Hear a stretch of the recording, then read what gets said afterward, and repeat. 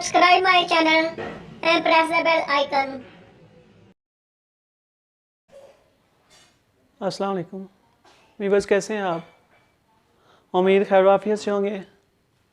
Viewers, आज की इस वीडियो में हम कुफ्ते मुदाफ़ियत के इलाज के बारे में बात करेंगे। काफ़ी भाई हैं, काफ़ी बहनें हैं, तो वो कुफ्ते मुदाफ़ियत को बढ़ाना चाहते हैं। इसके लिए बाज़ारी आप वो गोलियां इस्तेमाल कर रहे हैं, बाज़ारी कैप्सूल इस्तेमाल कर रहे हैं। तो वीवर्स, ऐसा नहीं, हमारे पास देसी इलाज है, कुदरती इलाज है। तो कुफ्ते मुदाफ़ियत का आपको क्या बेनिफिट है? कई लोग तो सिर्फ कुफ्ते मुदाफ़ियत इम्यूनिटी नाम को से वाकिफ़ हैं।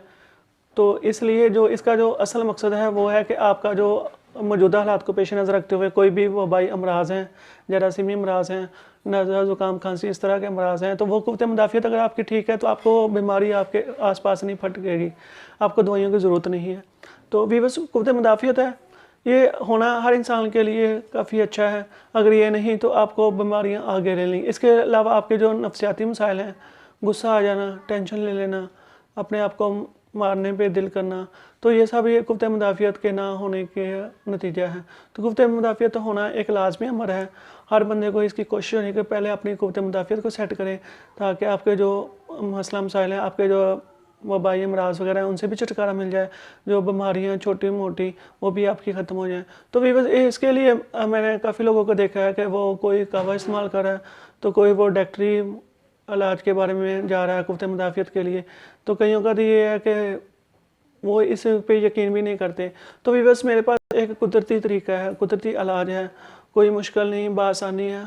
आप जाएँ पंसार के पास, बासानी ये 3-4 चीज़ें हैं, मिल जाएंगी, तो आप इससे बना के रख लें तो आपकी कुफ्ते मुदाफ़ियत बहुत अच्छी रहेगी। तो भी बस मैं रिक्वेस्ट करूँगा उन भाइयों से जिन्होंने अभी मेरा चैनल सब्सक्राइब नहीं किया, वो सब्सक्राइब कर दें, मेरी इस वीडियो को लाइक कमेंट शेयर भी कर दें। तो भी बस 4 अज़्ज़ा हैं। शहद ले लें, खालिस हो, छोटा हो बड़ा हो, वो कोई छोटी मक्खी का हो बड़ी मक्खी का, ये कोई मसला नहीं है। शहद होना चाहिए, खालिस होना चाहिए। रोगने बादाम, रोगने ज़ैतून, रोगने कलवंजी, ये 4 चीज़ें होगी। एक शहद और ये 3 रोगन हो गए। रोगने कलवंजी, रोगने ज़ैतून और रोगने बादाम, ये चारों चीज़ों को आपने बराबर मिकदार में ले लें, मिक्स करके बंद डब्बियाँ में रख लें। सुबह शाम 1-1 चमचा लें। तो भी बस आपके पास इंशाल्लाह कोई भी छोटी बीमारी बड़ी बीमारी आपके आसपास ही भटकेगी, क्योंकि इससे तो आपकी कुफ्ते मुदाफ़ियत वो काफ़ी इंशाल्लाह अच्छी हो जाएगी।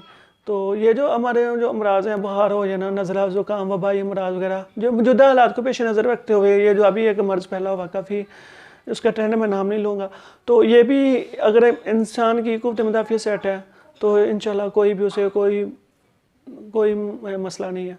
तो भी बस मुझे इंशाल्लाह दुआओं में लाज़मी याद रखिए। जज़ाकल्लाह खैर।